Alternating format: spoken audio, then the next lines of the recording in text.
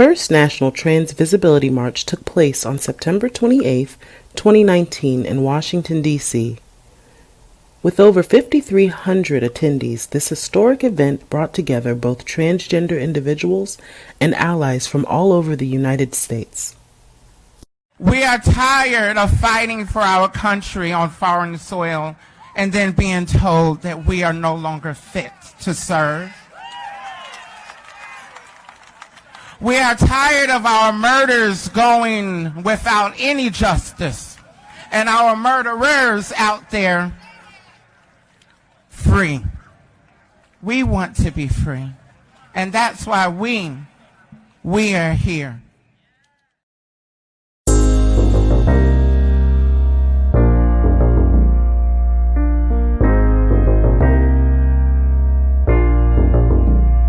I want you to repeat after me. I am here. I am here. Yes, ma'am. We need to take back our narrative. We are not victims. We are not statistics. We are not tragedies. We are waiting to thrive, and this is our best year yet, because we aren't here simply to be visible. We are here to be victorious. So when we move forward today, let us press forward with purpose, let us press forward with passion, and let us know that the fight has just begun.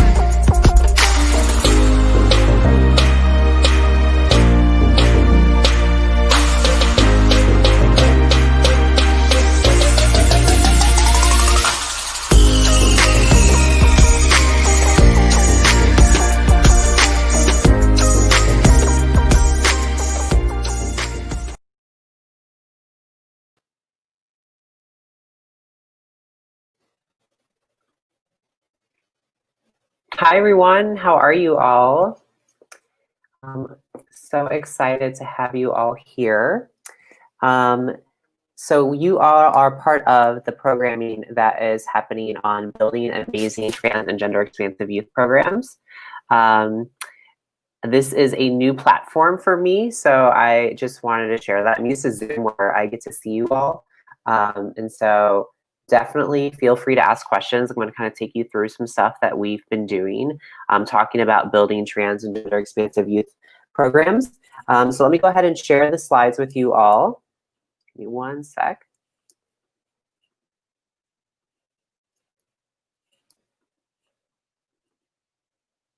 Let's see.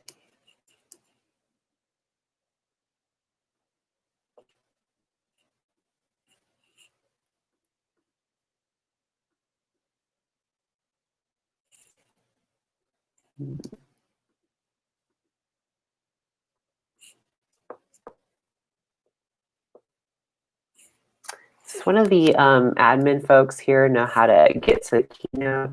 You're able to tap share screen and choose an application. That's what I'm doing. Share.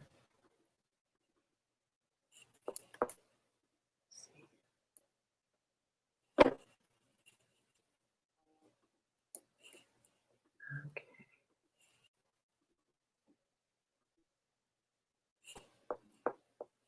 Tap application window.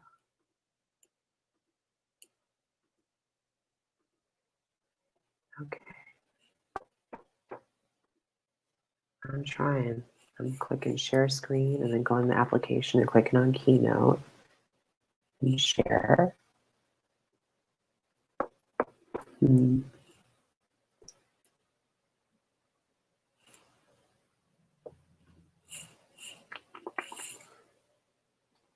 Let's see. Danny, I'm using a Keynote. I'm trying to open it on Mac Keynote.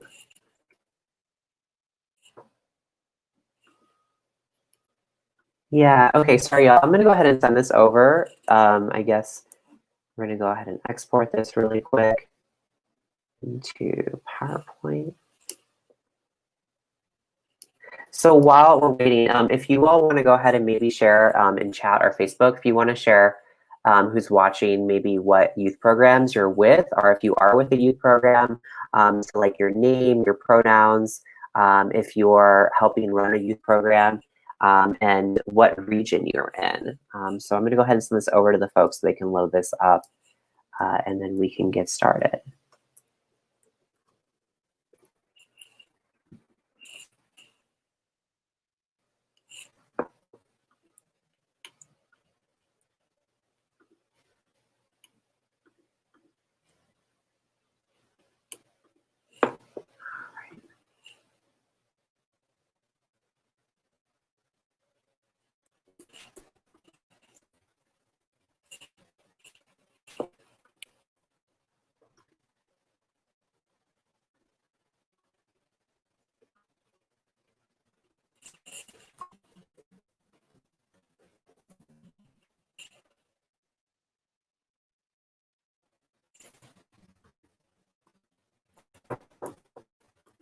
All right, y'all.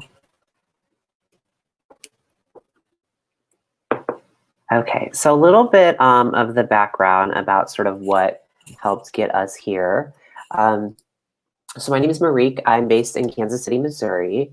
I have been working with LGBTQ young folks for about 20 years now. I started actually as a teenager myself when I was experiencing homelessness and going through the shelter system. And I'm from St. Louis, Missouri originally. And so I went to school in Chicago, got to Chicago actually through a scholarship. It was really kind of the only way I could get to college. So I went to school in Chicago and got involved with youth organizing there. So when I was a kind of young person myself, so I was working a lot with the Broadway Youth Center in Chicago. And at the time, Laura Brooks was one of my sort of like mentors. A lot of folks know Laura in the youth organizing communities. And we actually helped start together a production care-based group called Real Talk. That was focused on providing skill building work and doing harm reduction work with young people on the streets experiencing homelessness. And up until that point, I hadn't really seen anything like that exist, even having been homeless myself and living in St. Louis. And in the shelter system, and even at points on the streets and sort of couch surfing, there wasn't any program that was working with harm reduction lens. And so that was really important to think about in terms of what that looked like and why that was different, because it really was meeting young folks where they're at and pulling back judgment, being like, what you're experiencing right now, one, is well, let's talk about it, and also how do we keep you safer? And so kind of just that concept of safe doesn't exist, and safer can always exist. And so I helped start that program and build that, and then actually after a while being in Chicago, came back to St. Louis, helped build the first funded LGBT youth inside that program. And then I went to Kansas City, Missouri, and then helped build a variety of programs there. And so I've been based in Kansas City, Missouri for about 5 years now, and I will talk more when the slides come up about sort of what the work has looked like and how we built a gender-expansive and non-binary youth program that we have now. It's currently around called Transformations. I serve as the program director for Transformations. We have a team pre-COVID of advisors that were about 6 strong, which for us is pretty great. One of the things we're really proud of with our advising team is that it is trans and non-binary and gender-expansive, genderqueer adults working with trans, non-binary, and gender-expansive, genderqueer young people. And so we really set up a leadership model. We really set up a leadership model to go ahead and provide programming that supported transgender folks with adults that saw as a reflection of themselves, but also we paid all of our advisors for their time. And so that was something that was pretty unique. We never saw a program before, at least in the Midwest, so that was working with providing stipends to adults. So I'm still waiting on those slides. They are uploading. And I'm seeing some folks come in, so it looks like this is live. Hey, live is a health education outreach worker. We exist Tarzana treatment centers. All right.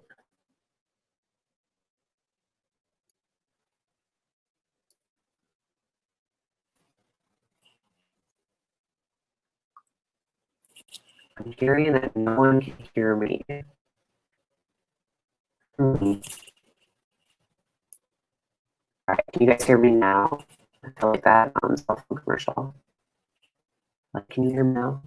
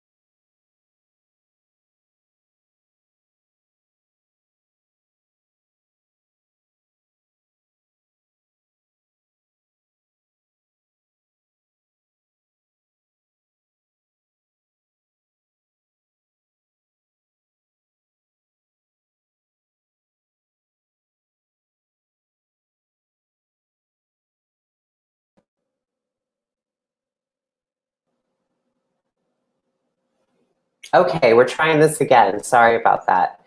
Thanks for hanging in there, everyone. Okay, folks, I want to make sure you can hear me.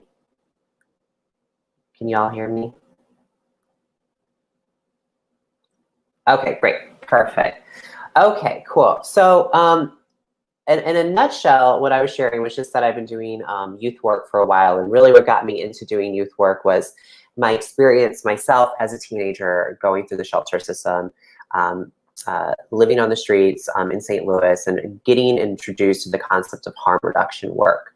So we can go ahead and move to the next slide.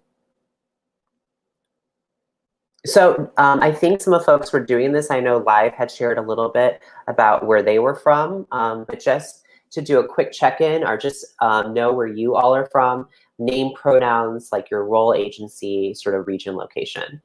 So you can feel free to share that. Live's popped up again, thank you.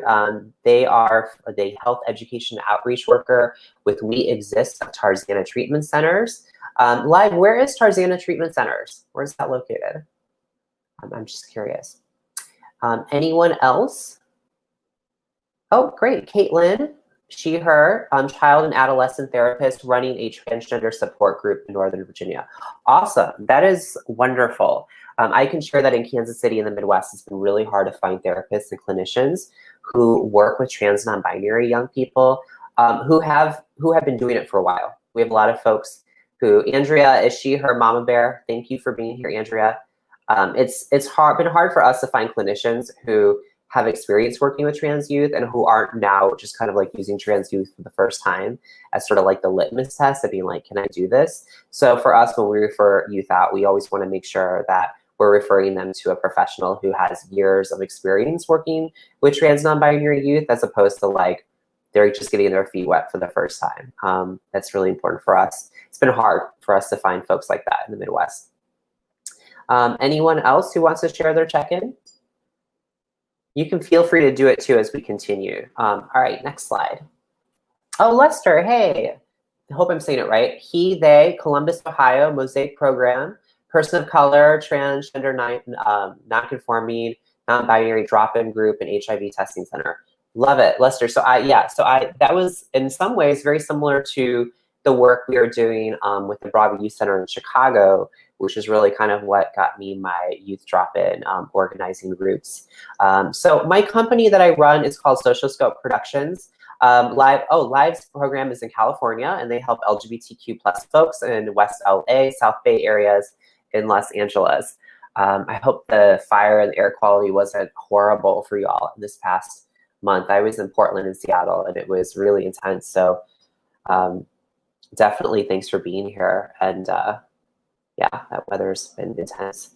So Social Scope is the company that I have. It's a consulting, equity, inclusion company. I'll share about some of the programs that we've done. We can go ahead and move to the next slide. So the first is, and this is, again, it got converted to PDF, y'all, so kind of bear with it. We have a program called Get Woke, which is a queer and trans people of color event series.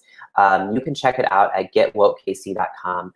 We started it because we realized for queer and trans people of color, and I should share for myself, Marique, she, her, program director for transformations, which we'll talk about in a bit, but also the director of Social Scope Productions.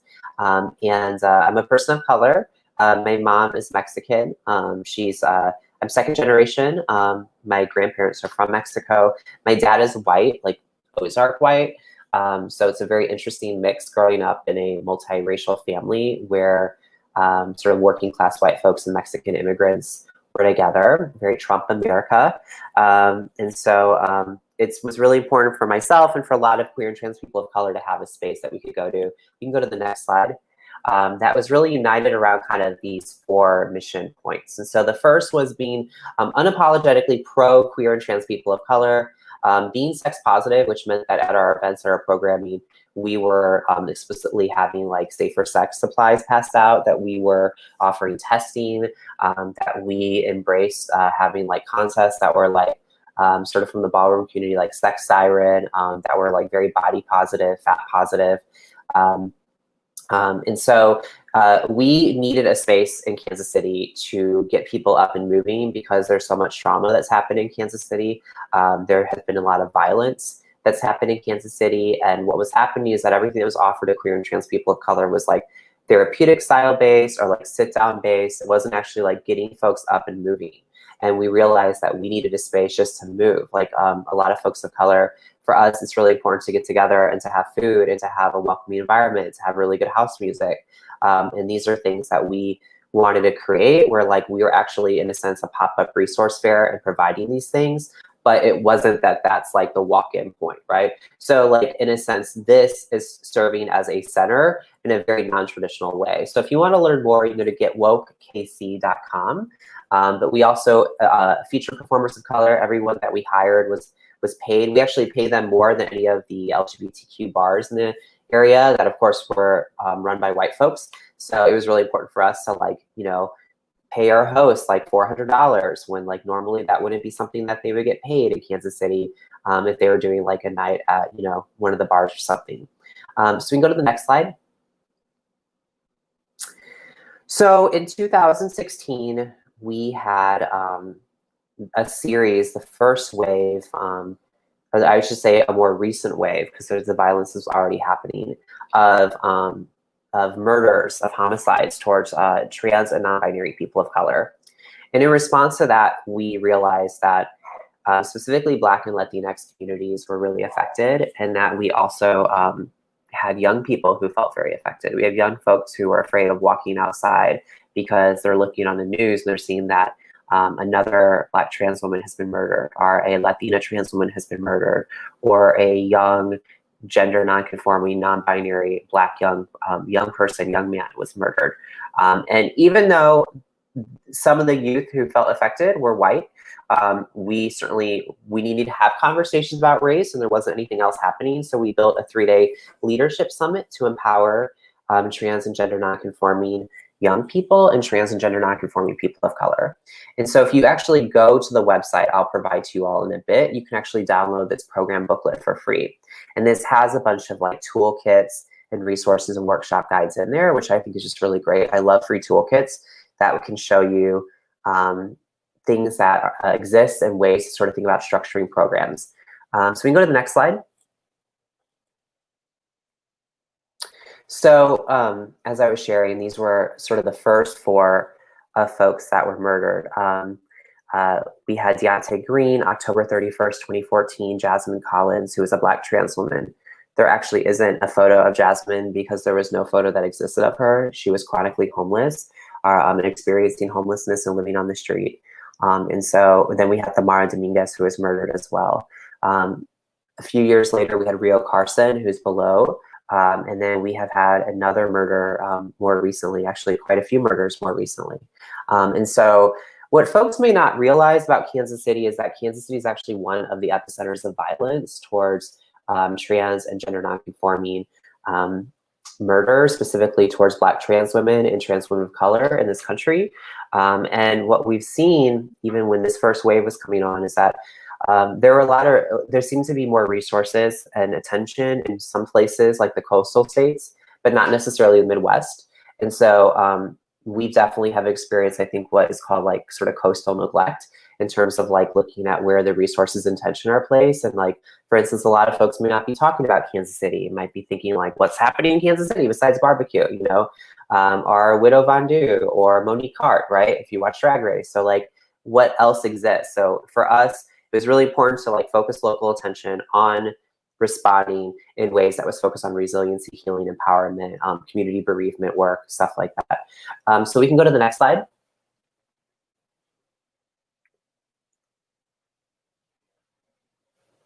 The next slide. Thank you. Okay. So as I was sharing, just this past week, we had Ariane Burnett, another Black trans woman who was murdered here in Kansas City. If you are interested in donating, I believe I do, yeah. I'm gonna go ahead and post the link to donate to help support funeral costs for Ariane. And I can go ahead and, if you all actually Google that as well, if you look on Facebook, there's a bunch of links going around to help donate. We're trying to raise $5,000. Nyla Foster, who's the national director for the Trans Women of Color Collective, is in charge of the finances. to help cover her funeral costs. And so it was really important, especially I think for Black trans women in Kansas City, to really have a space to heal and to grieve and to really focus on proactive work around addressing violence as opposed to constantly being reactive, because it seems that often the only times that we focus on these issues are reactionary. And so like just kind of as I was saying, in Kansas City, we've had a series of violence and murders that continue. And so we can go to the next slide. Another program that existed for us that we built was a program called GLOW, which is a kind of another LGBT youth drop-in group that's at Synergy Services. Synergy Services is one of our two main drop-in youth programs that serves young people experiencing homelessness.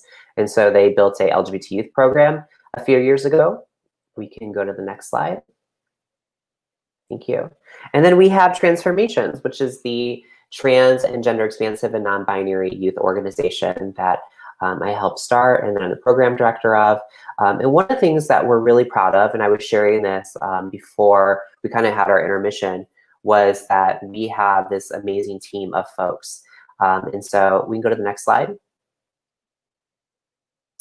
We have a series of amazing advisors who are trans, gender expansive, non-binary, that actually over half of our advisors are people of color.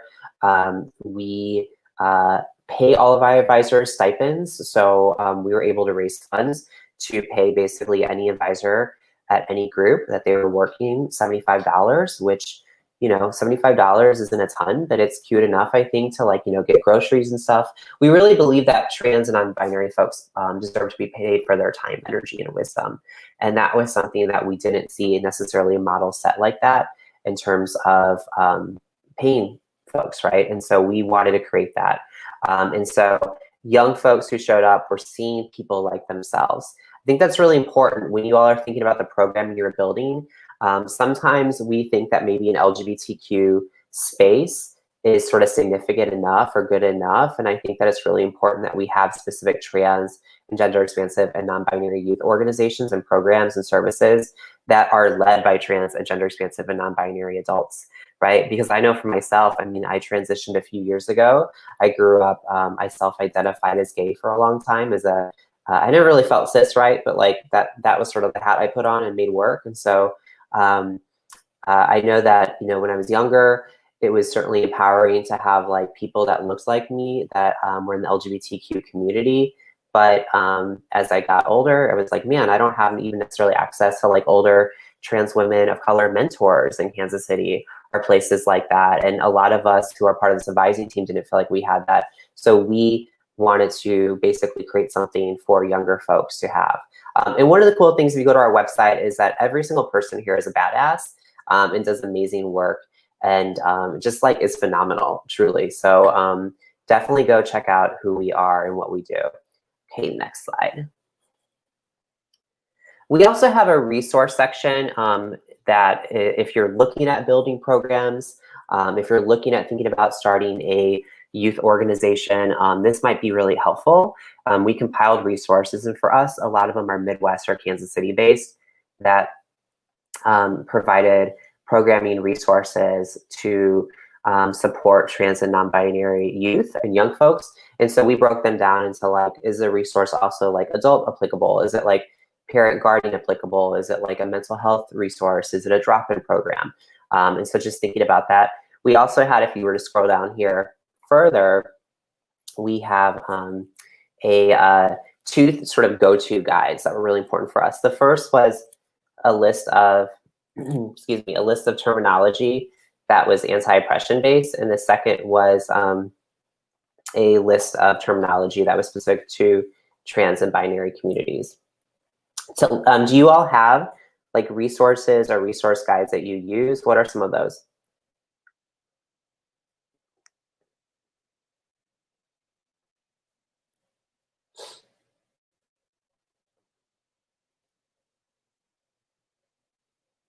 All right, we can go to the next slide. So, oh, that's so fun. I love the question down there. So this program and this training was also put together in compilation with Laura Brooks, the Young Women's Empowerment Project, Project Nia, and Miriam Kaba, Broward Youth Center, Howard Brown Health Center, and Shira Hassan. Sorry, it's in my throat.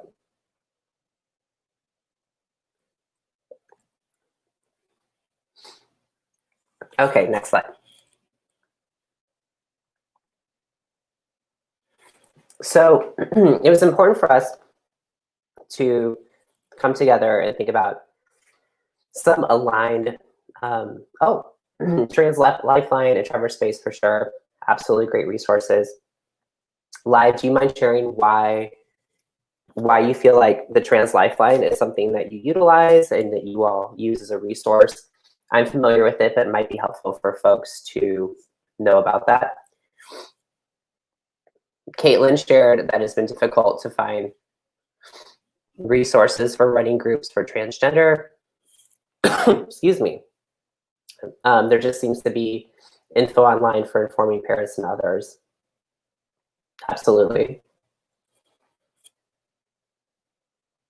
Yeah, I mean, that's part of the reason we wanted to offer this, was because, like, when you're thinking about building a program for trans for trans and gender expansive young folks, it's really important to think about, like, where can you go, like what guides are there. And so part of what Social Scope offers is like a more in-depth training. So for instance, this training is typically actually 2 days. And so we offer programming to think about how you would build a program, and we'll get into some of those guides in a bit. But we came together, you know, and also I hope, right, I would encourage you all to kind of share similar ideas, right, is that we can and must end violence. As you're doing this work, thinking about it also as an anti-violence program, also violence prevention, also resiliency-based, that healing is possible. We need a model that isn't about prisons, right, that isn't about punitive punishment.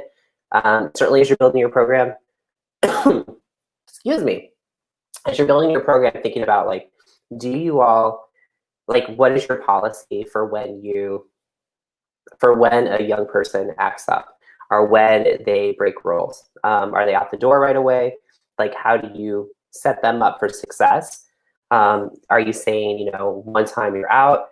Are you saying we have a system to deal with conflict, to deal with fights, to deal with racism, violence, all of these things? And this is hard work, right? It is hard work to be a youth advocate and youth organizing work. It's also, like, really fulfilling, but it's hard. And also, like, it's not, typically pre-COVID, you know, it's not work necessarily to do if you're a morning person, right? You kind of have to be okay with like 8, 9 o'clock p.m. hours oftentimes. For us, we would have at Transformations drop-in groups twice a month. And then we just started a trans young women's group as well back in this past October. And after every group, we would come together and debrief as a team. It's really important for us to debrief and also have case notes that we sent out. Live says Trans Lifeline has trans phone operators available 24/7 to help any trans, gender expansive, or questioning folks in need of crisis services. It's a super great resource. Thank you. Thanks for sharing that. Okay, we can go to the next slide. You know, what we're doing too is working within communities. We're building communities. And so just thinking about how we're defining that, what does that look like for us? So here's a definition from Harm-Free Zones. I'll let you all read it. But I think it's important to think about how you all are creating strategies for communities. You know, I'll go ahead and read it. It says, by communities of the oppressed, we mean communities of shared daily living, or of shared history, or of shared identity, or of shared struggle, or of shared resistance, or of shared visions. We often begin with communities that are at present not united or in solidarity, but fragmented, dispersed, and often not self-aware as communities. Solidarity is born of community investment. Community members experience degrees and forms of investment in a community. They experience a sense of place, of belonging, of support, of companionship, of shared strategies for survival, and not infrequently of shared identity. So again, that's from Harm-Free Zones. Thanks for blowing that up for a second. We can go to the next one. Next slide. Obviously, we're working with young folks, working with trans non-binary young folks. They have trauma. They're survivors of trauma. They're survivors of violence. I firmly believe that every young person we serve, especially who's LGBTQ, especially who's within the trans community or on the trans spectrum, is a survivor. And so working with young folks, already treating them like they're survivors, it doesn't mean we pathologize them. It doesn't mean that we feel bad for them, but having that sensitivity to realize that if they're showing up at our program, they've already experienced something. It doesn't matter if they're like the most loved, celebrated 12-year-old from like a white family in the suburbs with parents who have a 401k, like they still have gone through trauma, right? Just to get to where they're at. And so here, defining trauma, experiences that threaten the physical, emotional, psychological, and our spiritual integrity of a person, thereby harmfully impacting people in ways that last long after the experience is over. The impact of trauma can live on in the individual and our group's cultures for years and generations. Thank you. All right, next slide. And then defining resilience, right? So it's important when we do this work that as we, for instance, I just said like young people are survivors of violence and trauma, that we're not staying in that place, that we're not saying like, you know, like, oh my gosh, you're homeless, you're 13, you know, your family kicked you out. And like, that's where we stay. We're always like, tell me about how you feel today. Like, do you feel okay? If we keep doing that, we will basically just keep burying them with the trauma. It's really important to be like, what makes you really fierce? Like, what is something you do really well? And I have done that a lot with youth that I've worked with as an advocate, where like literally an 11-year-old is in a boys' home and identifies as a girl. And she just feels hopeless. And she has no resources. She doesn't have anything. And, you know, she's come from a history of abuse and family abuse, and she's now in the foster care system. And I was like, you know, what do you know? Like, what is something that makes you happy? And she was like, well, I know like all the lyrics to Nicki Minaj songs. And so we would get together when I would go see her, and we would have like little, basically like runway drag shows, and I would like sneak in stuff to like give her, and like she would like be belting out these Nicki Minaj songs. And that was actually focused on resiliency, right? That was actually focused on her building these tools within herself to be happy, to be like, even in this place of darkness right now at 11, like I still have things that I rock out, that I'm good at. And so finding that for each young person, finding those things that you're like, every single young person has something, I would love to believe something that they are, that they like a secret, you know, they're comic book fans, or they can like beat this one video game, you know, like really well, or whatever, right? Whatever that thing is for them. And so what are some things with the young people that you all serve that you notice are extremely resilient with them? I would love to hear you all share some of that feedback as we continue. Okay, next slide.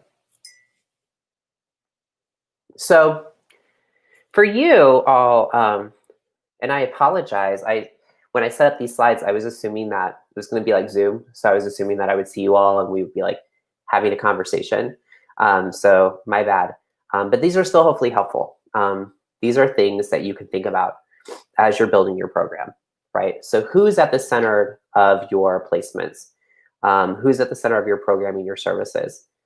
Who were the programs designed for? And were they designed with young people in mind? Were they designed like, did young people actually help inform them? Or were they things that were given to them? What is the history before the organization or the project? So for instance, with the Broadway Youth Center was started with multiple programs or multiple organizations coming together and fueling funding, Howard Brown Health Center being one of them. And so thinking about, you know, what's the history of Howard Brown been in Chicago within the Boys Town LGBTQ community? What's the history of the Kansas City LGBTQ community prior to transformations? What's the history with trans people of color with programs and services? So really kind of doing that analysis if you're in the process of thinking about starting a program Or if you have a program, these are good questions just to ask and think about. And we'll go further into some questions in a bit too that can help guide you all. Okay, next slide, please. So the words and the language you use matter. And I've, even after 20 years of like kind of doing youth work, I still have to catch myself when we say things. So just examples of ways that ways that I would encourage you all to think about using language that might, for instance, butt up against other traditional youth service programs. So some of these might be, next slide, please.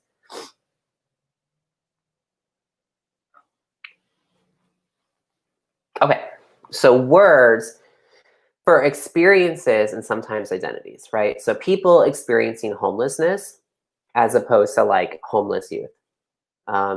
It's really easy to just sort of say homeless youth, but you know, what they're going through does not define them. It is not who they will always be, ideally, right?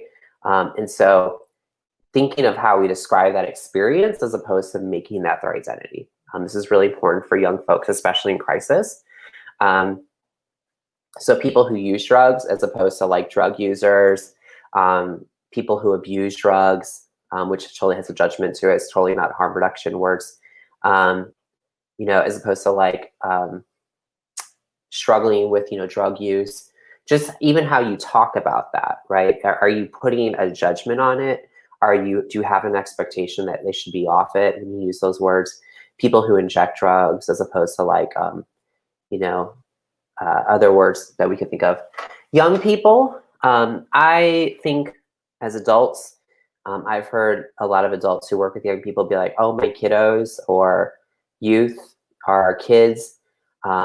I try to say young people because at the end of the day, like it's just identifying that they're young right now, but they're still people, as opposed to kind of infantilizing them or using adultism in how we talk about them. And so, you know, I would think like if I was a teenager and I was having adults call me kiddos, I'd be like, you know, I don't know if this is the adult that I want to work with. People impacted by the sex trade or sex trade economy or street economy, as opposed to sex workers, hookers, prostitutes. Again, pulling back that judgment and not making that our identity. What are other things that you all have seen with youth service programs where maybe this isn't the words or the language they're using, there's judgment attached to it? Or what are other kind of words that you've learned to embrace that are asking for you to talk about the experience as opposed to making it their identity? I'll wait and see if y'all have some thoughts.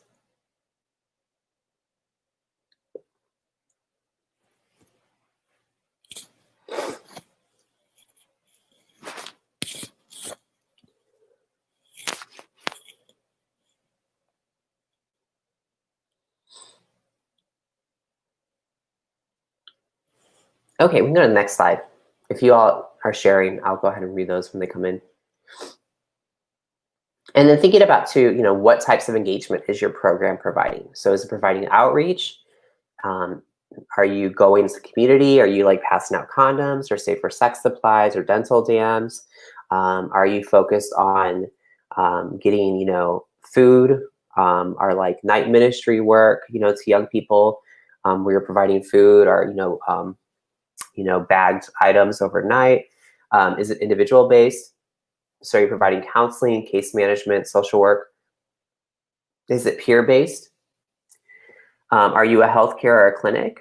You know, are you housing transitional living programs, TLPs, or ILPs, independent living programs? Are you doing drop-in programming? Are you a school? Are you a group? Are you youth-led? Are you adult-led? Are you adult and youth partnership-led? So thinking about sort of how you're embracing that engagement around it. And these are all different ways that your program might look. Next slide, please.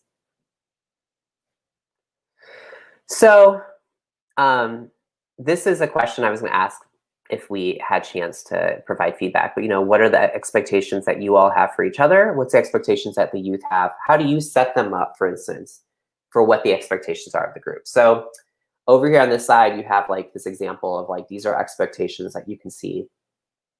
We see this a lot right now where there's, I feel like especially in the Pacific Northwest when I was traveling, I saw this like everywhere, where it's like, in this house, it's, pro this and pro that and pro this. And, like, for instance, it's like letting right? You walk into this house, you walk, onto my yard, here's what you should expect. Here's the kind of energy I want you to be bringing as you come here. And so are we doing that? Are we setting our young people up for success?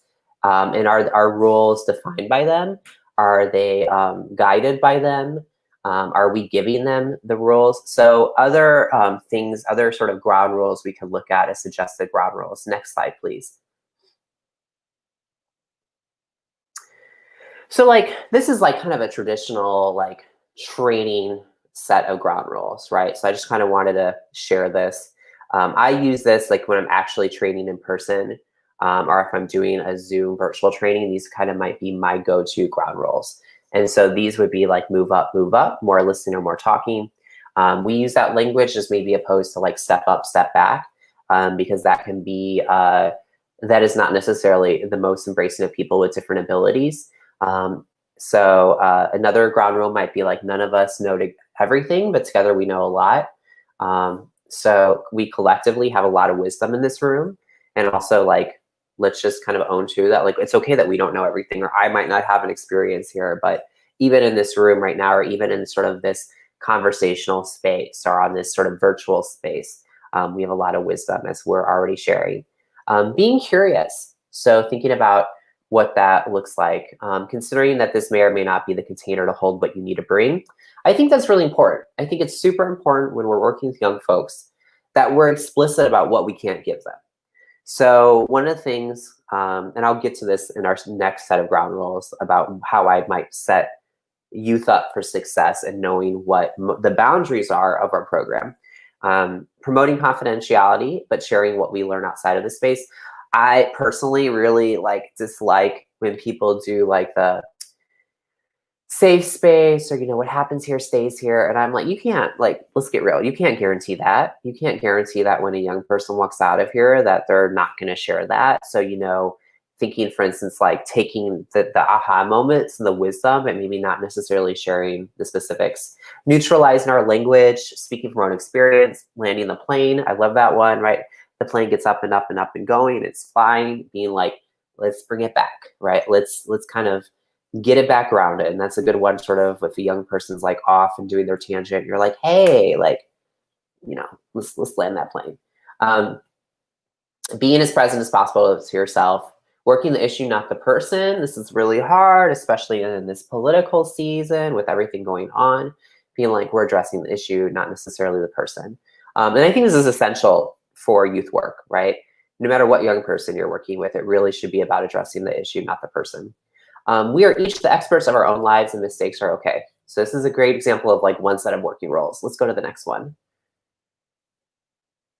Okay, so BYC had these really great ground rules that I thought were awesome. So they might like have that sort of set of ground rules, which is very like adult and very like training specific, but maybe not the best for like youth who are kind of accessing our programs from a low threshold, who are just coming in because it's like we're providing them a place to sleep and put their head down. And so, for instance, for a while, they would summarize their ground rules, which is the statement of keep it cute, right? So if they said keep it cute, the youth know what that meant. They're like, oh, okay, all right. It's like another way of being like, don't be shady, right? Keep it cute. So they'd be like, keep it cute, keep it cute. And the kids would be like, keep it cute, keep it cute. Our young folks would be like, keep it cute. And so thinking about like, what is something you can say that summarizes in a fun way what the young folks should do. So when it starts to go off course, you can just be like, keep it cute. And it kind of summarizes and brings back all those ground rules. And here, for instance, theirs was free our space from shade and hate language, respect our people's gender, sexuality, bodies, and identities, respect other people's belongings, be thoughtful about touching people's bodies, and please ask for consent, help us to create a violent-free space. I love that, right? I love that language of help us, right? No, like not no violence, but like help us, right? Create this space with us. And talk to staff if you feel unsafe. And then their community values, where relationships are everything, respect difference, accountability, mistakes are okay, leadership, whole lives, consent from others, privacy, any positive change, protect the space, protect each other. And then let's go to this last set of ground rules. This next slide. These are another set that you might see. Ropes, another way to think about ropes is like ropes kind of help hold things together. They can kind of help hold a space. You can like, you know, contain it. And so for us at Transformations, we work off an example of this, which is ropes, R's, respect and risk, O is open-minded, oops, ouch, right? Something said that young person's like, oh, you know, like, I didn't, that kind of rubbed me the wrong way, or that was offensive, or that hurt my feelings. And so they might be like, you know, ouch. And that just by saying ouch, right, folks would know like, okay, like, you know, this conversation, this moment felt icky, felt gross. Like, you know, let's just acknowledge that. But it's another way to keep it moving on, where then it doesn't become about working that person. It's like the issue's maybe been addressed, especially if it's like a first time sort of moment. Or, you know, you can catch something. You can say something, or a young person could say something and be like, ooh, that, I didn't mean to say it that way, or that felt bad. And, you know, putting oops out there is another way to kind of acknowledge like, hey, I acknowledge that might have had an impact on someone, and that wasn't my intent. One diva or one divex, sometimes we see that one mic. Participate past, preferred pronouns, or just pronouns. There's a real debate about how we talk about pronouns. I've seen it go all over the board, where especially in trans non-binary spaces, where some folks are like, it's just pronouns, it's just essential, it is what it is, it's not preferred, it is, these are my pronouns, I didn't choose them, they are, right? And then I've seen other folks be like, you know, like, listen, that's cute for you. For me, my pronouns actually are choice, right? I change them maybe every day or every few days. Like some young folks might be like, today I'm using, you know, she, her pronouns, tomorrow I'm using he, him. And so I think even that conversation about pronouns can get weird, because I think sometimes I've seen folks say it's just pronouns. And I would say, I don't think that actually gives autonomy to young people who are trying out their identity, who are putting hats on and off. I mean, how many times have we seen a young person come to a program, you know, come access services, who month one identifies one way, month two identifies as another way, month three has a completely different identity. And I think if you're doing your program right, that's great, right? That's awesome that they're able to try that on. You are safe. You've created a safe enough place that they have ability to explore. And we often don't give that to trans non-binary young people, the ability, the permission to explore themselves.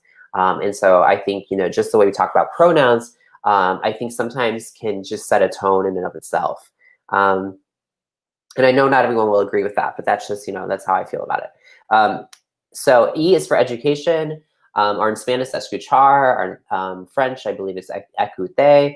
I don't speak French, so I apologize, or ears. So, right, just think about how we listen. And then S is safety, switching off our cell phones, really important. Having a rule about cell phones, right? Please keep them out, please keep them away, or please put them away, please don't have them out. And then, you know, be present. And then no shade, right? And so shade is always a fun one for youth to define. What does shade look like? What does shade in trans non-binary youth groups look like? A lot of times it's for us, it's been a lot of like trans boys making fart jokes and like calling each other gay and like, yeah.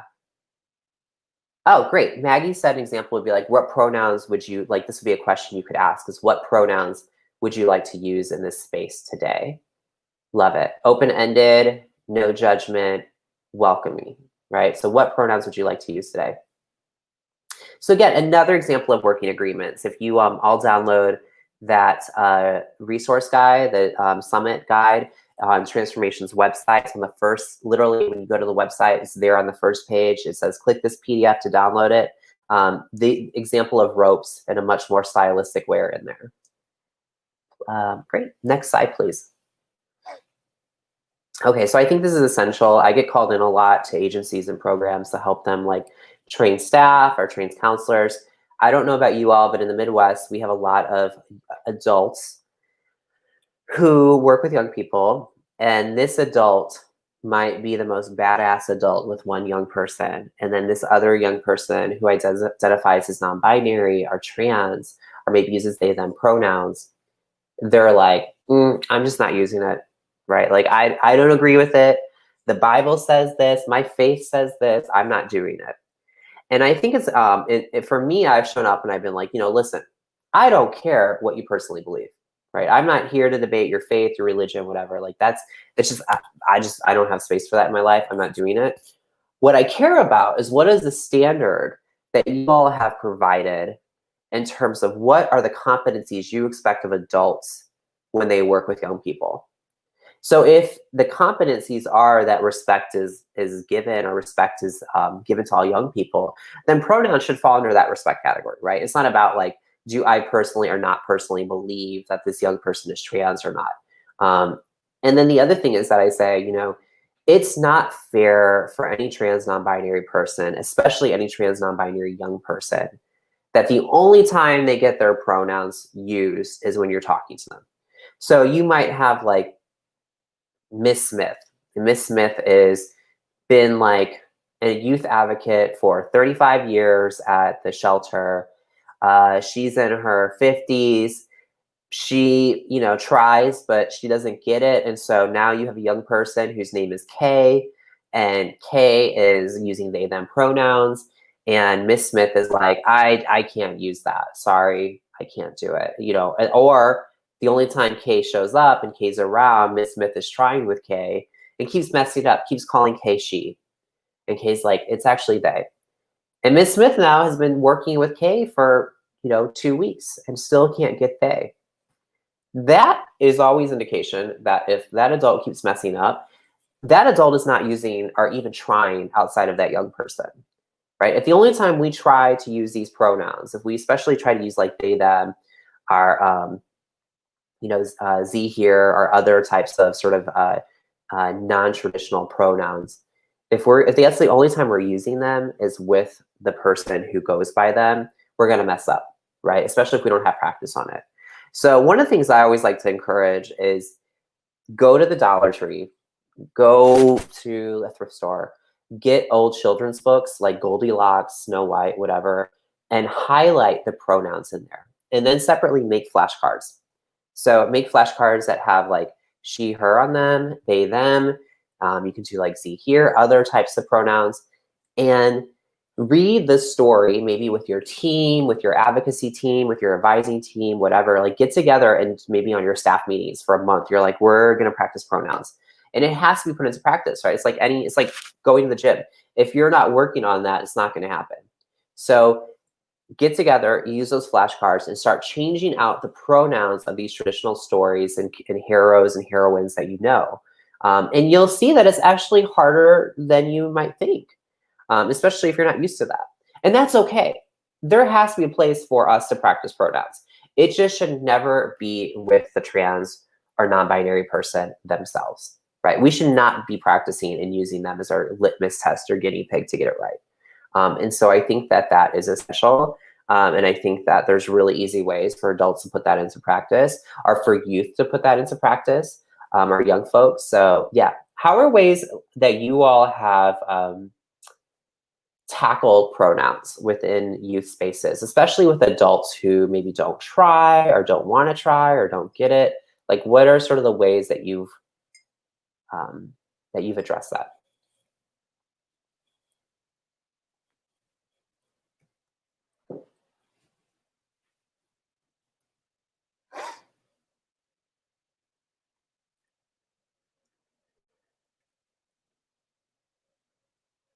We'll go to the next slide, and then you can feel free to share your thoughts if you have any. So this would be fun if we were all in person to do. And what I usually do is I will take you through each acronym and talk about the evolution of it. But the point is, and for folks who have been doing LGBTQ work, y'all know there's even more than this, is that it's complicated. It is complicated. I think that we just need to own that. Especially if you're an adult coming into doing work with trans non-binary youth, you have to know the acronyms. I think it's essential. You have to know that looking up an LGBTQ youth resource, right? So a lesbian, gay, bisexual, transgender, queer, or questioning, or queer questioning, right? Because there's no go-to standard. So every single program will define it differently. Every single place in different regions define it differently. So it makes it complicated. You can only imagine if you're looking at this and you're like, oh my gosh, this looks like a lot. That for a young person, for an 11-year-old, how are they supposed to know that if they type in to Google search bar gay, right, what will pop up? Probably resources, probably porn, probably anti-gay propaganda, all at the same time, right? What happens if they type in LGBT? Will they get resources? Yeah, totally. Will those resources for LGBT be the most 2020 relevant? Maybe not, especially if you're looking for trans non-binary resources. If you type in GLBT, probably not. You're probably going to get like a 1999, 2002 outdated WordPress with a lot of rainbows.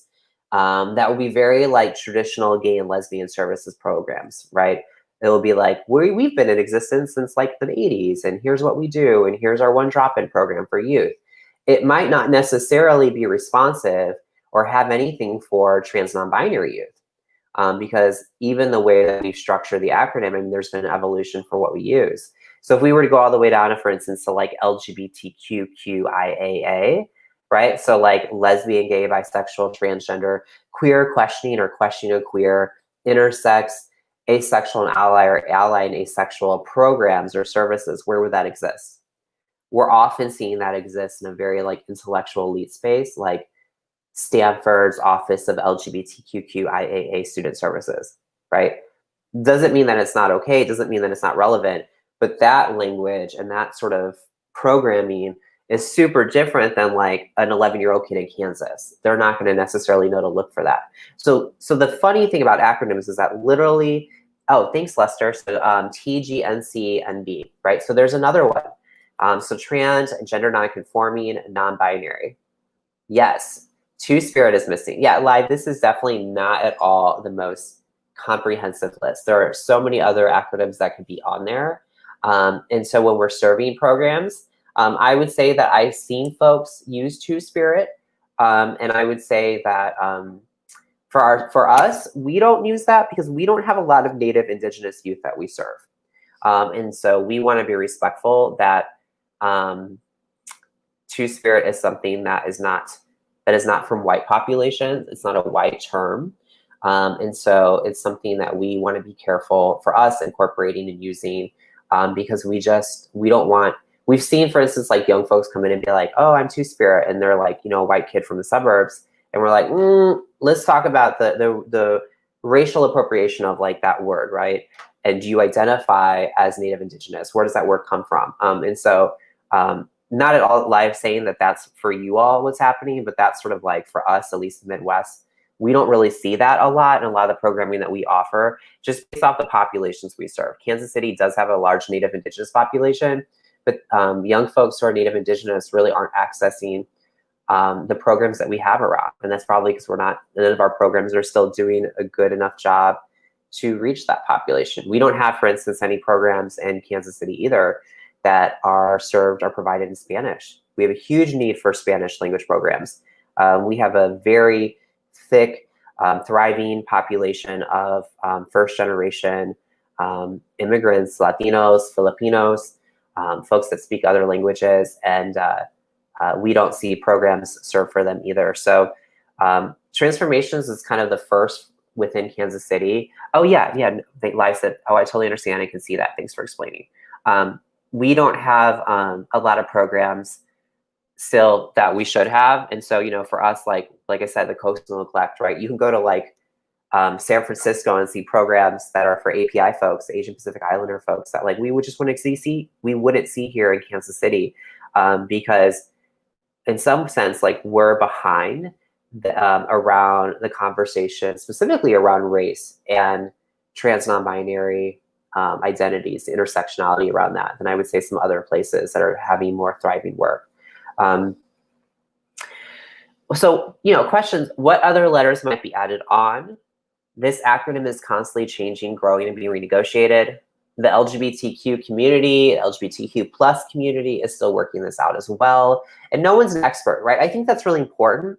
I've seen in a lot of like adult spaces, like creating change conferences, youth conferences, when we show up, that certain folks are like, oh, this is the acronym. And you're like, well, that's cute, girl. But like, you know, not everyone has access to that language. And I think that especially around this is such a place of privilege to be able to have access to the language of LGBTQIAA, for instance.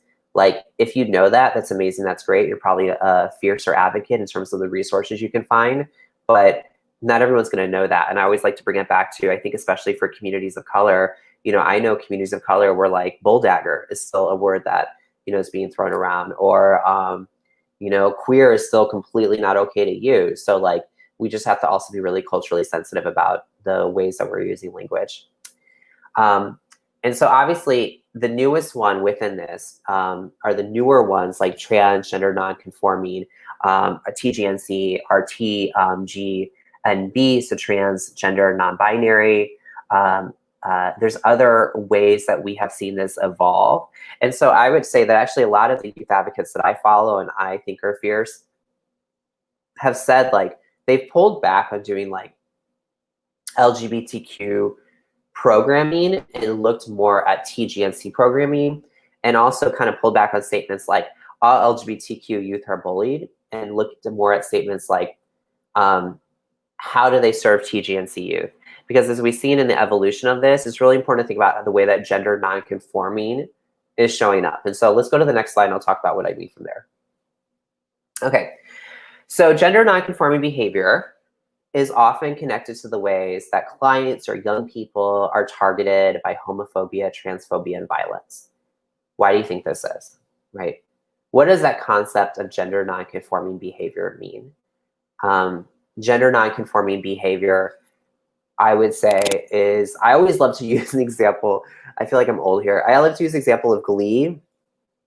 And so I know a lot of us don't like to admit that we watched it, but for Glee, if you watched season 1 of Glee through the very first episode, you saw Kurt, a character, be introduced. And so Kurt is literally, I think one of his first scenes is being thrown into a dumpster. He is a gay boy, or gay young person, gay cisgender young person. And then you have, through, I think season 3, through a lovely Katy Perry medley, Blaine introduced. And Blaine is also gay, cisgender, young man who's in high school. He's in a private high school, Kurt's in a public high school. If you all know anything about Glee, and you have Kurt over here, and you have Blaine over here, both of these youth are LGBTQ. Both are gay. Both are gay guys, gay men, gay boys. One of them, however, is targeted by bullying, I would say homophobia and transphobia. And who would that be? Well, it's actually Kurt.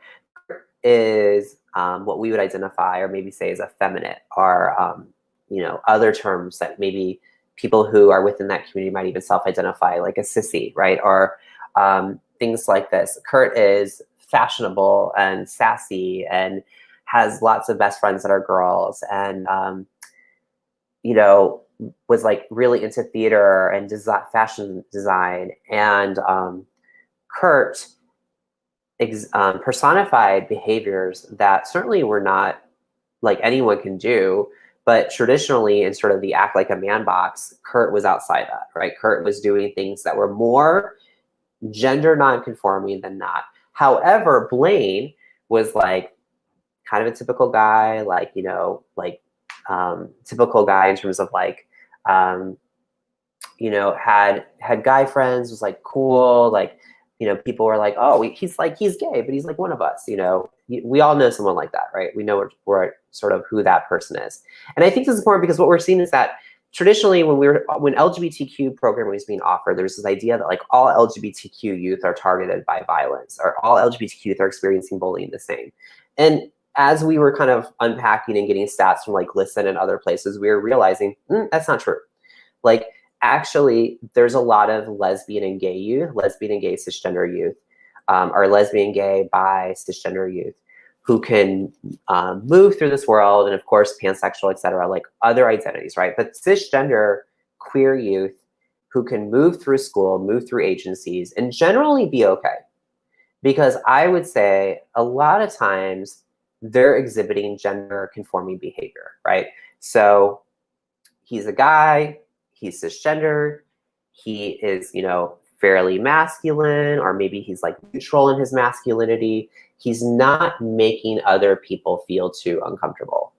And then you'll have the same thing, like she's a girl, she's cisgender, she's queer, she's lesbian, she's bisexual, she's pan, whatever. But she's generally accepted by her peers because maybe she's still on the cheerleading team. Maybe she is, a school captain. She has found a way to navigate with her sexuality and her gender that are still applicable, that are still palatable. So let's go to the next slide.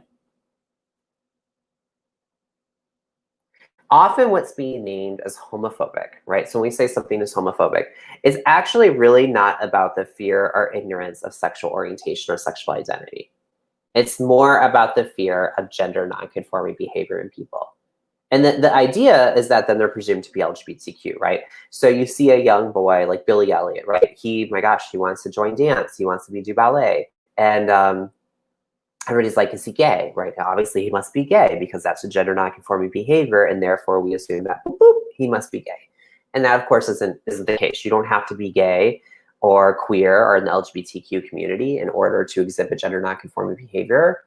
But the reality is that when we often say something's homophobic, so for instance, like in Glee, you might be like, oh, the boys are really homophobic, and to Kurt in the show, I would actually challenge that and say, I don't know if that's homophobia, right? I don't think that's a fear of sexual orientation, a fear of same-sex attraction or same-gender attraction. I think what that is that's actually fear of gender nonconforming folks, our behavior.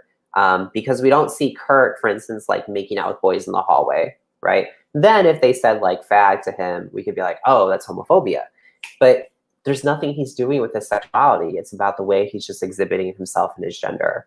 And so it gets complicated. And I think advocates have started to shift their framework away from that LGBTQ concept and more into that TGNC world to be like, actually, what we should be talking about and who kind of should be at the center of the way we're looking at programming and violence and bullying should be trans folks, people identify as trans or somewhere in the trans spectrum, but also people who exhibit gender nonconforming behavior in some capacity, whether that's through an identity or through behavior or perception.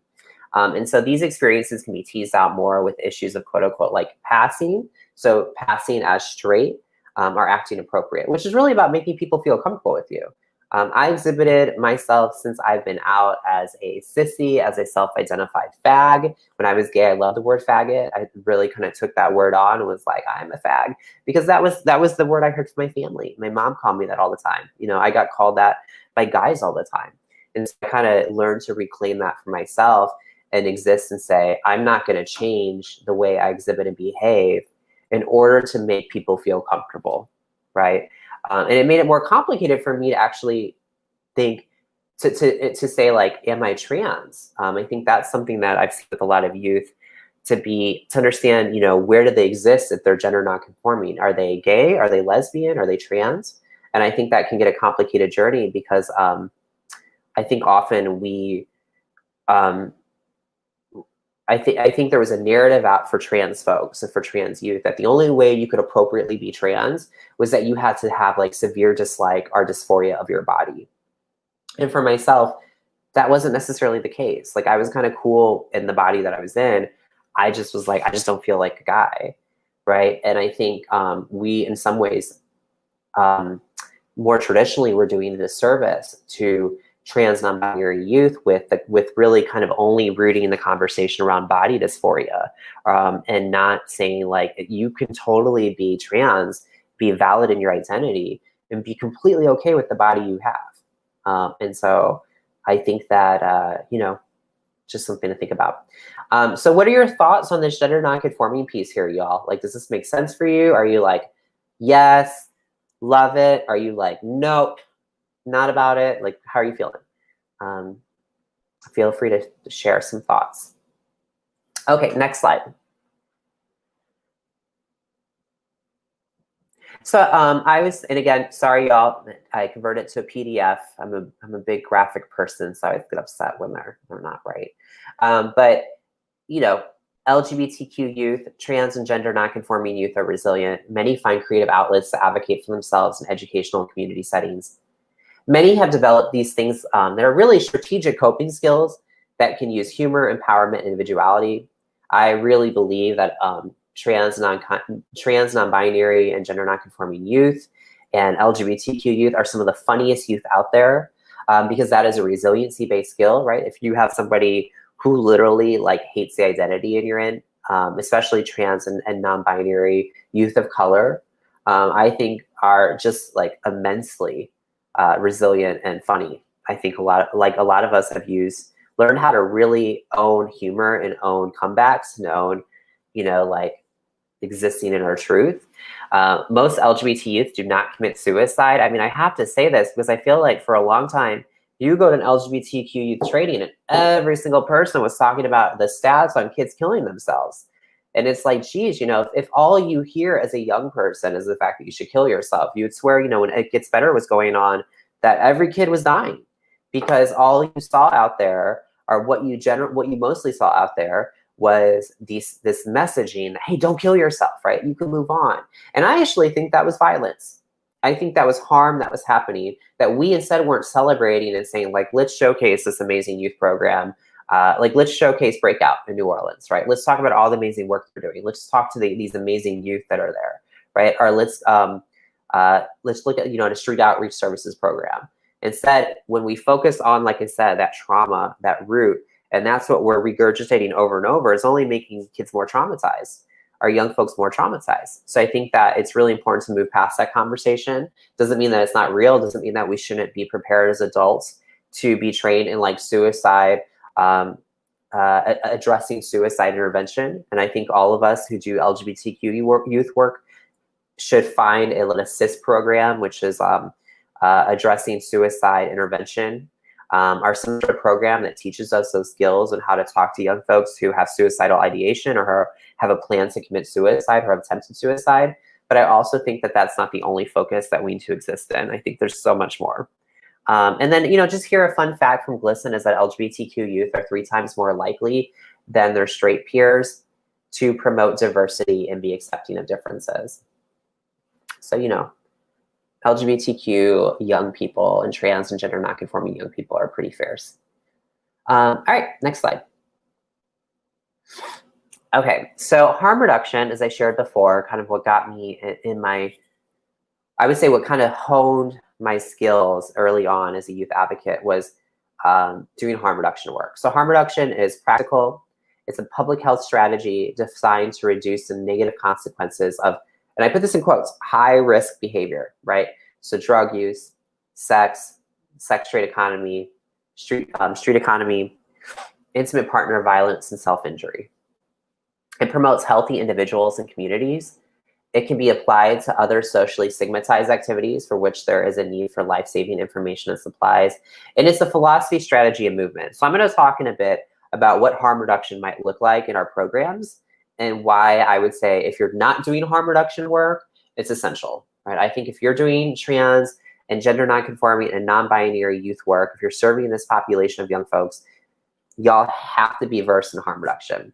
And it for us, when I came to Kansas City, there actually was really only one program that was doing harm reduction work. And so I found for myself that I started to get booked as a trainer and as a consultant to teach folks about harm reduction just because the need was there and people didn't know who to go to. So definitely, if you, and I'll share my information at the end of this, but if you want to reach out or you want to learn more about some harm reduction programs and strategies, I'd love to talk to you. Next slide, please. So key practice values around that is designs and it promotes public health interventions that minimize the harmful effects of high-risk behavior. And so that minimizing the effects, right? So it's about the importance of relationships, valuing relationships, saying, this relationship that I've developed with this young person is essential. I need to keep this. I need to value this.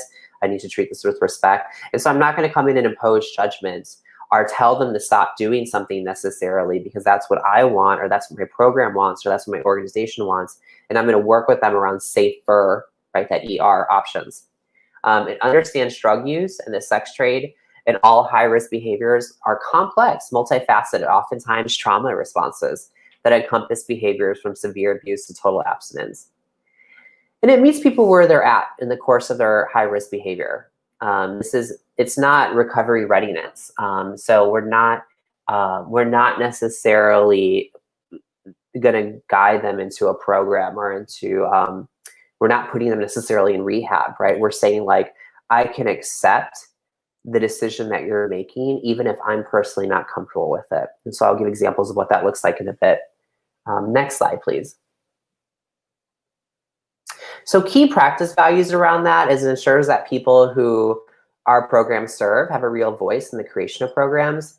It affirms that young people who use our programs are the primary agents of change. So like, we believe that they can show up and show out and like do this work. It empowers communities to share information and support each other. And it includes, but does not prioritize, abstinence. Next slide, please. Harm reduction comes from the war on drugs, specifically for people who use substances. It really came from that community. It's important to think about what the war on drugs has done for young folks, for communities of color, for youth of color, loss of voting rights, loss of housing, inability to obtain public benefits, housing, and educational loans and grants. The lack of accurate information about substance use, right? So still, like, it's really hard to know, like, what that looks like in youth communities and communities of color and communities that have disproportionately been affected by this. Increases in drug-related harm. Certainly the growth of the prison industrial complex, the criminal justice system has benefited quite a bit from the war on drugs. Certainly the way that it's impacted communities of color and trans and gender-expansive and non-binary folks, and the impact of trauma in our lives and communities. Next slide, please. So principles of US harm reduction would be that a young person's decision is accepted. The young person is treated with dignity. The young person is expected to take responsibility for their own behavior. It's about reducing the harm, not the activity, right? So there's no predefined outcomes or trajectory, and relationship is paramount. Next slide, please. So practicing harm reduction, for instance, in your programs, it looks like radical welcome. I would say radical enthusiastic welcome. So what does that radical welcome look like when they come into your program, right? So they see a reflection of people like themselves. So they see conversations existing on infographics, or, obviously right now we're in a strange time with a lot of virtual programming. So even as you're doing virtual programming, do you have, what does your radical welcome look like for your youth programs? Okay. Gratitude for sharing about oneself. Oh, sorry, let me go back to that second one. So curiosity without judgment. So a young person comes in and they might be like, hey, it's been a rough week. I got into it with my friend, we got into a fight, or, I started to smoke some marijuana, or whatever it is, right? These might be things that where you're like, oh, I feel uncomfortable about this, or like setting off flags for me. And keeping it, as we saw earlier with, for instance, what are, I forgot, it was like, what are pronouns? What are the pronouns that you would like to use? Sort of that open-ended, welcoming question. At the same time, when they're telling you things that sort of for you might set off yellow or red flags, responding to that with, tell me more, right? I want to know more, tell me more. What does this mean to you? Asking them back, reflecting that back to them is really, really important, as opposed to, oh, gosh, I don't know about that, right? Like closing the door, setting up judgment, letting them know that, you're reserved about their actions. Having gratitude for them sharing about oneself. So letting them know, saying thank you for, what is something that you're thanking your young folks for? What is the way that they've shown up and they've helped? What is the way that you've seen them be resilient? Shine a light on strengths. So for instance, how did you make that work the last time this happened? how did you take care of yourself, right? Examples of ways that you could reflect back and get them to that place of resiliency-based work. The both and, right? Many things can be true at the same time, as opposed to there's a conflict, there's person A and person B, and you have to decide. You can say yes and, right? As opposed to yes but, right? Or no but. Thinking about how you allow room for those multiple truths and experiences to exist. Roles of larger systems. So we talk about system failure and institutional violence. You have to be talking about anti-oppression. You have to be talking about certainly Black Lives Matters, the history of racial violence, in trans and gender-expansive communities. Programming should look specific and look different at times for trans and gender-expansive youth of color, as opposed to trans and gender-expansive or non-binary white youth. A one-size-fits-all model does not work. And so for the role of larger systems, so we talk about system failure. I already said that, I'm sorry. And then knowing your hooks, there's no saving. You're not saviors, right? We don't come into advocacy to be saviors. Certainly the history of like white saviorism and white women in the nonprofit industrial complex and coming in and being bored and starting nonprofits because they were, stay-at-home moms and, in this history of social work and like, okay, I'm going to go into these, urban communities. I'm going to go work with these communities of color. I'm going to work with these, homeless people and try to save them, thinking about how is that manifesting or showing up for you or for folks as you're doing this work. And also the idea that when a young person experiences violence, like where do you put your empathy? Where do you put more resources and more energy? Is it into the person who looks more like the perfect survivor? Or are you putting that same energy into the young person who has a criminal history record and who has messed up before in your program, right? What does that look like? So thinking about what this looks like in practice. Next slide, please. Cool. So there's a training guide that I created. It's a video. We're not going to watch it, but we're going to actually go through and talk about these frameworks, and then we're going to look at some scenarios. Next slide, please. Okay, great. We can make this big, please. Perfect. Okay. So for us with transformations, and one thing I would encourage is, what are the set of frameworks that you all are using? What is important and essential for you all in terms of the ways that you do your work, right? So by frameworks, how are you approaching the youth work you do? So for us, we really embrace 5 specific frameworks. It doesn't mean that we don't utilize other frameworks. And for us, that's anti-oppression, trauma-informed care, or being trauma-informed, harm reduction, which I've talked about, positive youth development, and transformative justice. So these are 5 frameworks that actually very, very, very much affect the way we do our work. So the first one, which I would say everyone's doing if you have a trans and gender nonconforming or non-binary youth program specifically, or you're serving this group of, or this population of young folks, is anti-oppression. Hopefully you all are recognizing that oppression exists in our society, largely based on individuals' access to personal, institutional, societal power, and focuses on ending these oppressive practices through societal injustice, or through societal justice, I should say. So anti-oppression connects various forms of oppression and violence that TGNC people experience to intimate relationships. It acknowledges privilege and power. So are you, for instance, acknowledging that there is, in fact, groups of people that have privilege in this country, even though you're serving just trans and gender nonconforming or non-binary youth? Are you talking about race?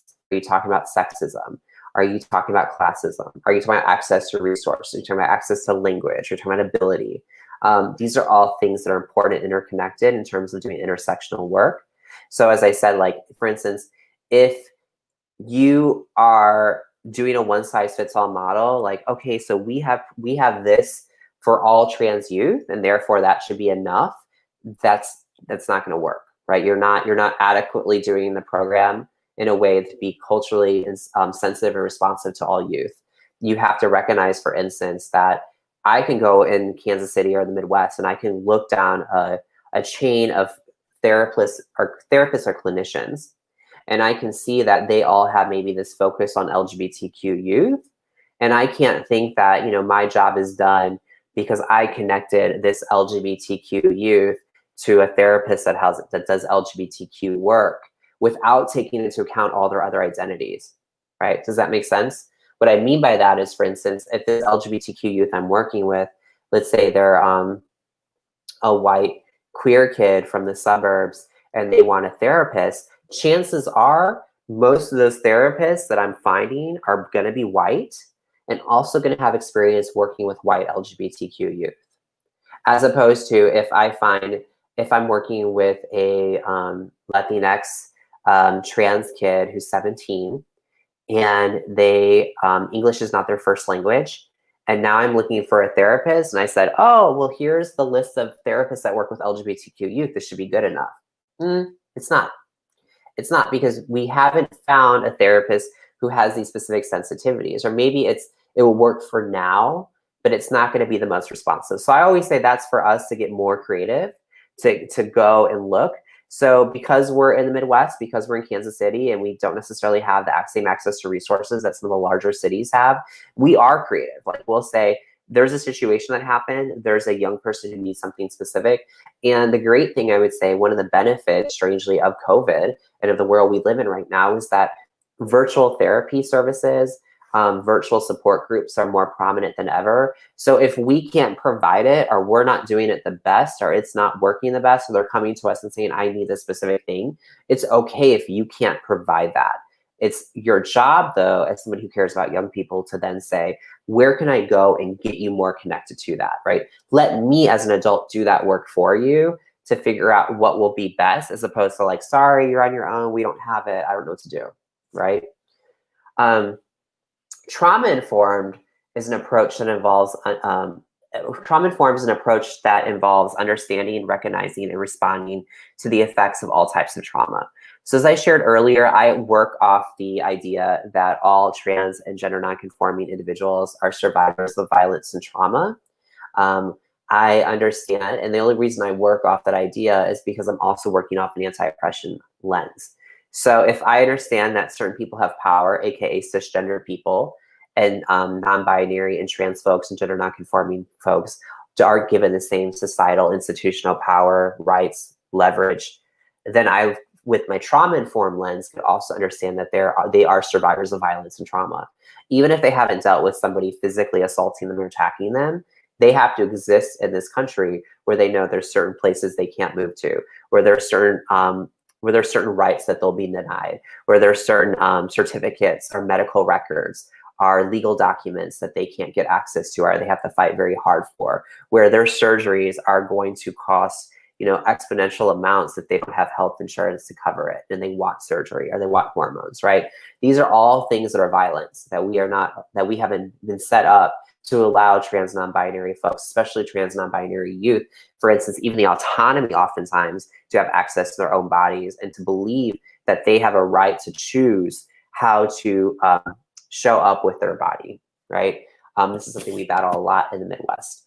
Trauma-informed also means that it understands violent experiences as part of a larger spectrum of violence and systems of violence. So when something happens, when a fight breaks out, when there's a homicide that happens, we don't just stop there and say it's about this one specific moment or this one specific issue. We're saying this is connected to a much larger system, and that is really only able to happen when we couple it with anti-oppression.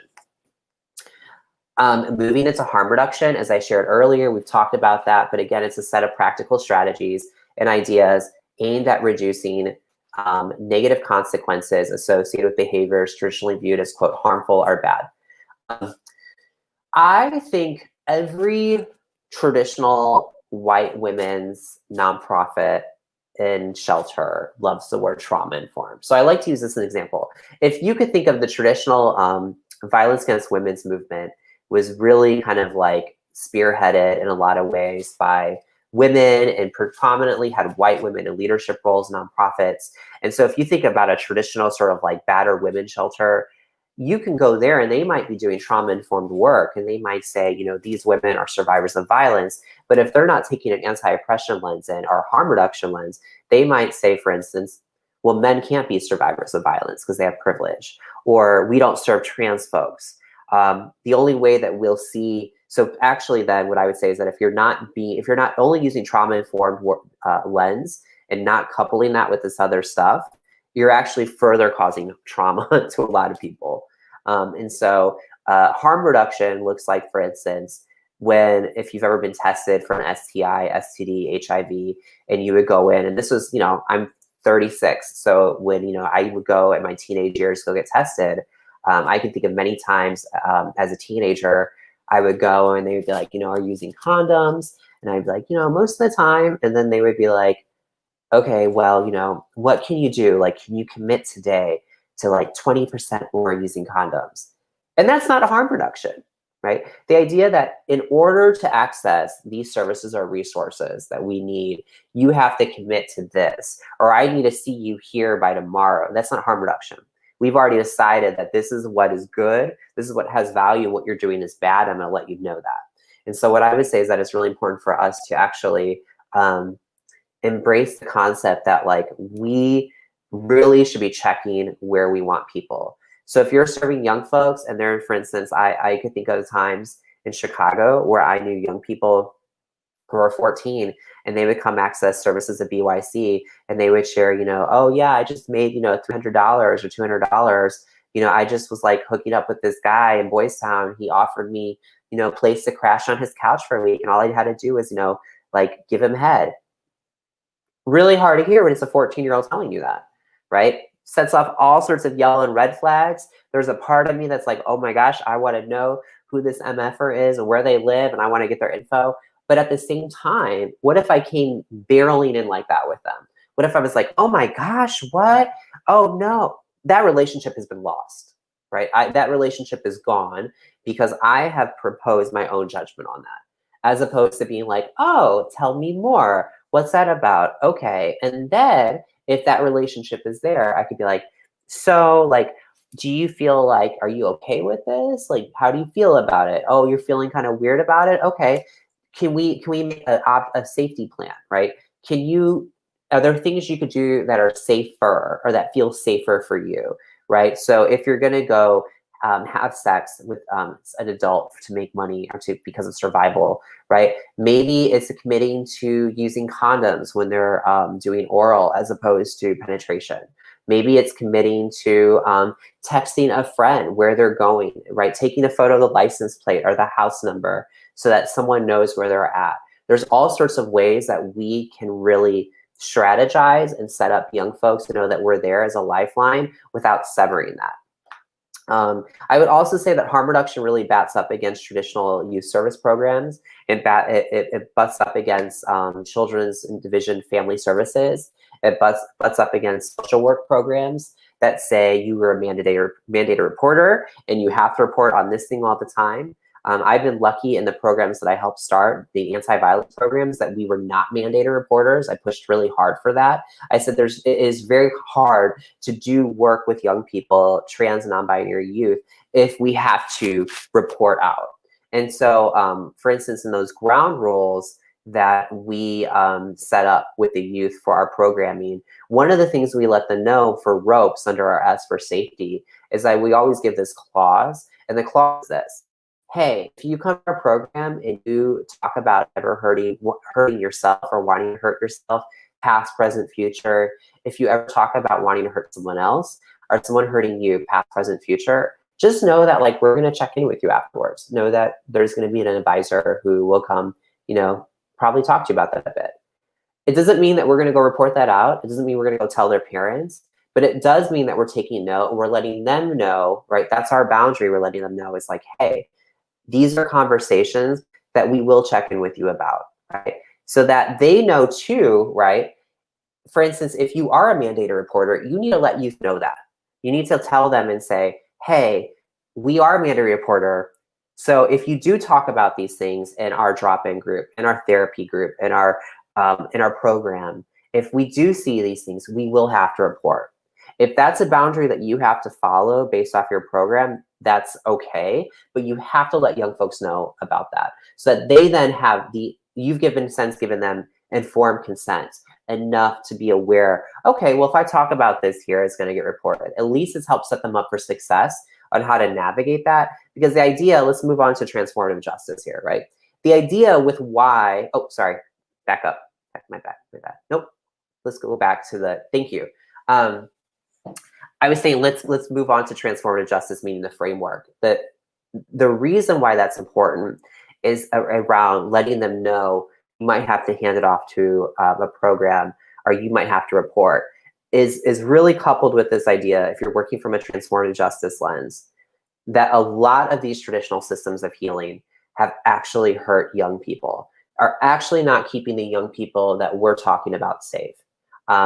And so transformative justice is a way of practicing alternative justice, which acknowledges individual experiences, identities, and works to actively resist the state's criminal injustice system.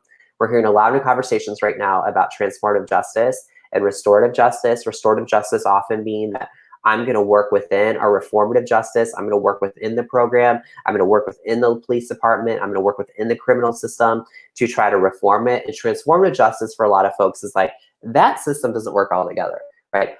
Like, F it, right? I am now like looking at a whole different way to do support and healing.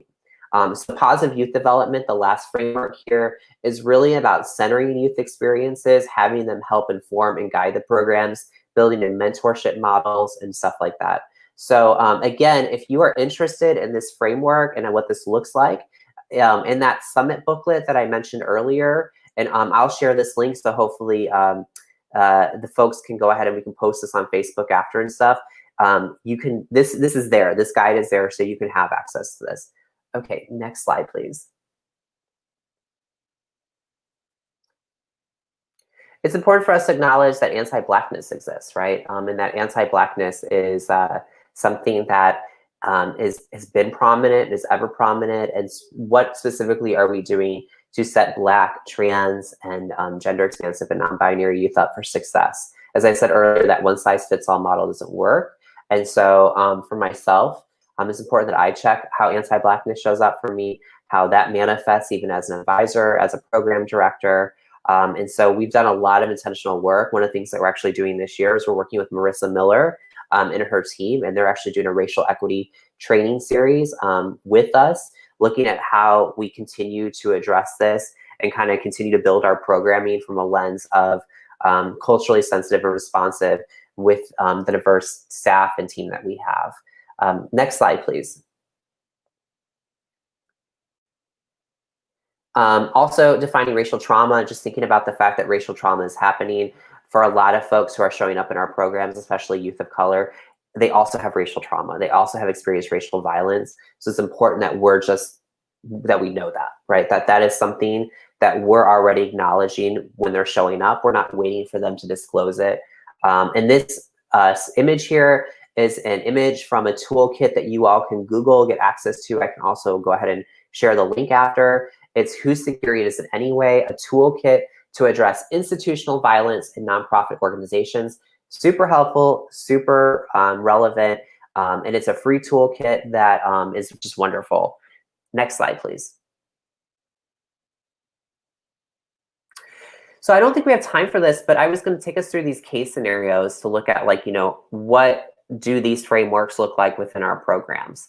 So I'm happy to share this, to share these case scenarios with you all for you to kind of take home and think about, and sort of think about, how are these different scenarios playing out the way that they are. There are 3 others. Again, we won't have time to go through them, but we can probably skip to the next slide after the case scenarios, if you don't mind. Yeah, there's 2 more. All right, thank you. It's important to know that we're working with youth who have, again, been affected by violence and trauma in some capacity, and that for a lot of them, healing isn't linear. If we have moments where there's highs, there's lows, they're in and out of our programs, that's okay. Because, often it's not one specific trajectory. It goes all over the place to get to a place where they're able to heal. So I just really like this image. Next slide, please. just thinking about how they're healing from trauma, kind of as I was talking about. So trauma-informed care, for instance, emphasizes on self-care. It has consistent staffing. It's individualized. This positive youth development framework is a spectrum of engagement that fosters growth. We have our young people as active participants in the decision-making. It's about strengths and asset-based, and it's about long-term relationships. Next slide, please. Next slide. Next slide. Next slide. Here is just an example of what this might look like for your policies and program design. So do you have a zero tolerance rule? If you do, I would say that's not harm reduction. Do you have a one-size-fits-all rule? We find that these are not effective. Thinking about, what happens if a young person shows up high or drunk in the space? Do you kick them out? Do you tell them they can't come? Or do you actually meet them where they're at and have rules around that? What is your eligibility for a young person to have access to your programming? So for instance, at the Bravo Youth Center, there was smoking outside. Plus they allowed smoking during programming. They were able to ask for a one-time sort of like, I need to step out to smoke. So they gave that as an option so that a young person did have the option if they needed to leave to go smoke to go do that. And obviously nothing is forced. All young people should be able to consent to programs. Perfect. I'm wrapping it up. Okay, next slide, please. Next slide. I'm going to kind of get us to the end here. So again, just your program design, is it psychoeducational, peer-based? Is it data-driven? What are your policies and procedures? What are the hiring practices, staff, and leadership development? What are your funding ethics, strategy, limitations? I did want to plug really quick in terms of funding streams that I have found the Third Wave Rapid Response Fund to be an amazing resource. If you have something you're trying to respond to, especially that's happened in the community, they have mobilized power funds or rapid response funds. The Trans Justice Funding Project has also been another big funding source for us that has helped fund transformations. And then the other place that actually helped fund our program is actually arts-based organizations. We actually got a variety of arts grants to use like art and media programming, like multimedia, documentary filmmaking work, to respond to incidents of violence, to do empowerment work that also allowed us to sort of funnel that into building programs too. So you would actually be surprised to see how much funding there is within the arts-based world too. And if you can connect your youth programming to the arts, that will open you up to a whole bunch of funding cycles too. If you don't mind, we can go ahead and move to the last slide just so I can give my information. Sorry, let's go back one more. Let's go back to that one you just passed. Okay, I'm gonna share this with you all. This is kind of like a great guide of questions to think about as you all are building your program or you're doing your program, right? So just who served, how well they served, who doesn't make it through your doors, who's impacted by that war on drugs, how does this program center their experience, who's most likely to be banished from your programs due to lack of compliance. If we are working a healthcare social service organization, what health disparities and our social issues do we address? And are we okay with who and what is at the center? So again, good guiding questions for you to think about as you're building your programs that can really help, I think, shape you and what you're doing. So we can move to that last slide, and I'll just go ahead and give you all my information, and you can reach out if you have any questions. So I really appreciate you all being here and sticking with this. Again, my name is Marique, so you can reach me at forsocialscope@gmail.com. If you have questions about funding, I know that we didn't really get to that. Please, please, please reach out. I was able to get about 40,000 in grants this past year for transformations. So I definitely am pretty creative, I think, around getting grants and funding. And that's for us in Kansas City pretty big for funding. So again, thank you. I'll drop those resources over in Facebook for you all to see, and hope you all have a great day.